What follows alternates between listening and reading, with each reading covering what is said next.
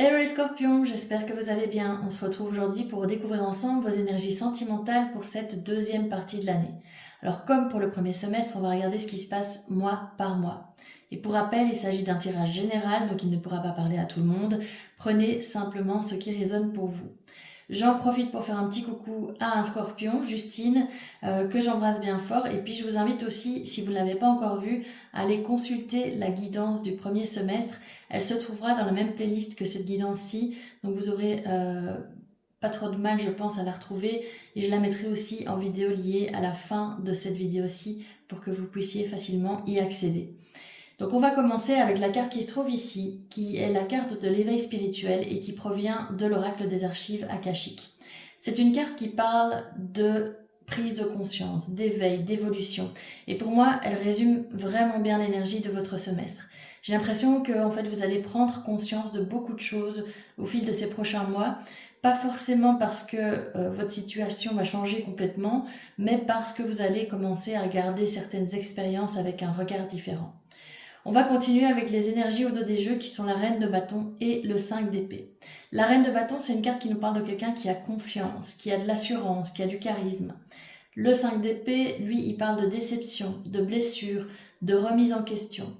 Et ce que je trouve intéressant avec ces deux cartes, c'est que au premier abord, on pourrait se dire que ce 5 d'épée, cette déception du 5 d'épée, pourrait prendre le pas, pourrait être ce qui domine votre énergie, mais finalement, je pense que c'est surtout la reine de bâton qui est importante ici. C'est-à-dire que même si vous avez connu des déceptions par le passé, ou qui peuvent être même toutes fraîches, hein, j'ai l'impression qu'elles ne suffisent plus en fait à vous faire perdre votre confiance en vous.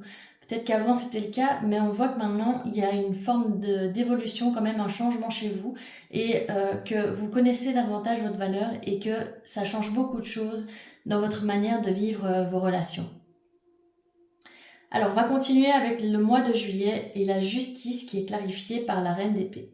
La justice, ça nous parle d'équilibre, d'ailleurs il y a une balance sur cette carte, ça nous parle aussi de lucidité, de vérité, de justesse. La reine d'épée, elle parle de communication, les épées c'est souvent la communication, de franchise et aussi de discernement, de quelqu'un qui analyse beaucoup les choses mais qui voit aussi très clair dans une situation ou dans la vie de manière générale. En juillet, donc j'ai l'impression que vous avez en fait besoin de faire le point, de regarder une situation ou votre vie sentimentale de manière générale avec plus de recul, avec plus de lucidité. Pour certains d'entre vous ou certaines d'entre vous, ça pourra passer par une discussion, pour d'autres simplement par une réflexion.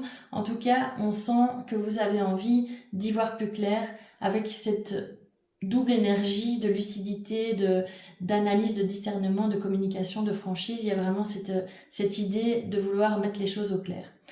En nous, avec le 5 de pentacle clarifié par le 9 de bâton inversé, là, on voit que c'est une période quand même plus compliquée pour vous.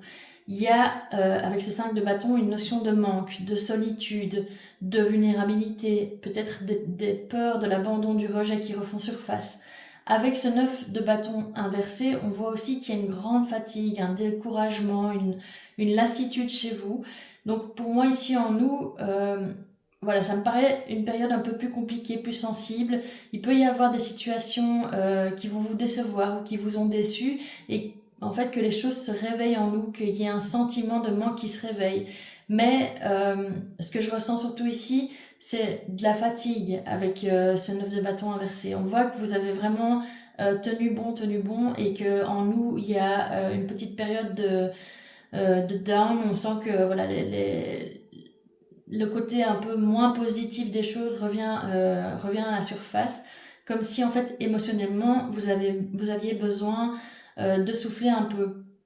Et finalement, c'est peut-être justement aussi une phase de recul qui va vous faire du bien. On ne sait pas trop, mais en tout cas, il y a ces énergies-là qui vont remonter à la surface et qui vont devoir être en quelque sorte intégrées, traitées pendant cette période.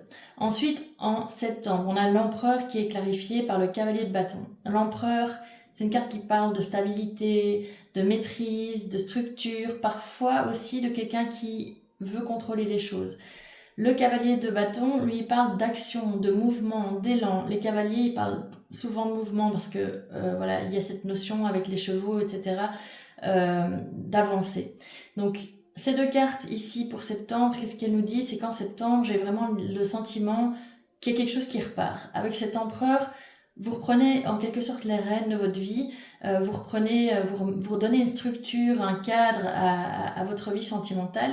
Et avec ce cavalier de bâton, pour moi, il y a un nouveau mouvement qui se met en place. On retrouve une envie d'avancer. Mais je pense cette fois avec davantage de maîtrise. Dans le premier semestre, on voyait que vous laissiez une part importante à vos émotions, à votre cœur, que c'était ça qui vous guidait. Ici, on sent qu'il y a un switch qui se fait, euh, justement à cause de ces déceptions. Vous reprenez une forme de maîtrise des choses et vous laissez moins guider par vos émotions, mais plus par la raison, si on peut dire ça comme ça. En octobre, on a l'étoile inversée clarifiée par le 8 de Pentacle. Alors, l'étoile inversée, elle parle de doute, de désillusion, de perdre une forme d'espoir. Le 8 de Pentacle, lui, il parle de travail, de persévérance, d'évolution, vraiment d'efforts qu'on fait. Donc ici, pour moi, on voit qu'il peut encore y avoir une période de doute en octobre avec cette étoile inversée. Vous pouvez parfois vous demander si les choses vont évoluer comme vous l'espérez. Mais avec ce 8 de Pentacle, je trouve que c'est une énergie assez rassurante parce qu'elle montre que vous continuez quand même à avancer, vous continuez quand même à faire des efforts, à faire le travail sur vous, que vous ne baissez pas les bras et que, en fait, tout ce que vous vivez est en train de vous faire évoluer plutôt que de vous, comment on peut dire ça, de vous tuer à petit feu, si on peut dire ça comme ça. C'est un peu fort comme expression, mais vous voyez l'idée, quoi. Donc, en novembre, le jugement est clarifié par le 7 de bâton. Alors, le jugement, il parle de prise de conscience, il parle de renouveau, il parle d'éveil. Le 7 de bâton, lui, c'est une carte d'affirmation ou une carte où on met ses limites aussi. Et forcément, si on s'affirme et qu'on met ses limites, il y a une notion aussi de confiance. Donc pour moi, en novembre, il y a un vrai tournant avec ces deux cartes-là.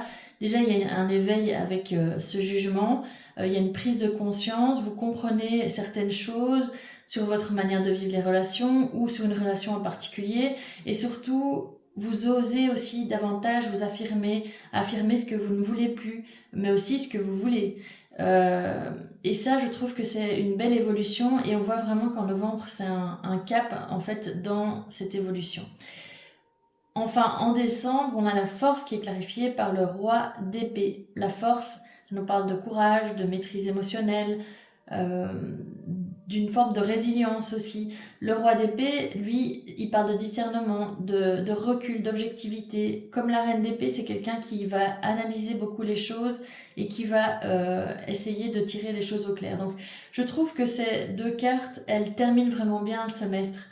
La force, elle montre que vous êtes beaucoup plus solide qu'avant, beaucoup plus solide émotionnellement. Et avec ce roi d'épée aussi, que vous prenez davantage de recul avant de faire un choix ou de vous lancer dans une relation.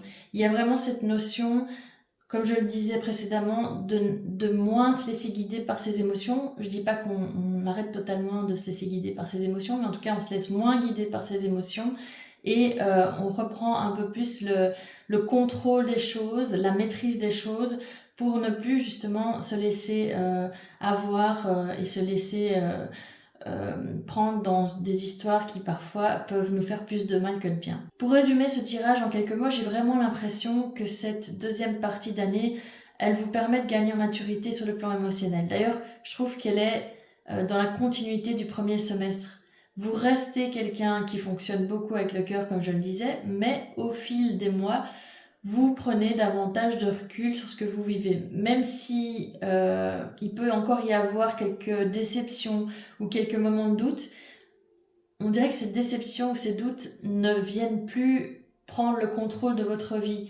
Ça n'a plus le même impact sur vous qu'avant. Vous avancez avec plus de confiance, vous connaissez aussi mieux votre valeur, ce que vous voulez, et finalement, vous semblez beaucoup plus en mesure de construire une relation qui vous correspond vraiment maintenant, qu'il y a quelques mois ou quelques années. Voilà, j'espère que cette guidance vous a plu et qu'elle a résonné en vous. Si c'est le cas, n'hésitez pas à la liker, à la commenter, à la partager et puis surtout à vous abonner à ma chaîne pour ne pas manquer les prochaines guidances.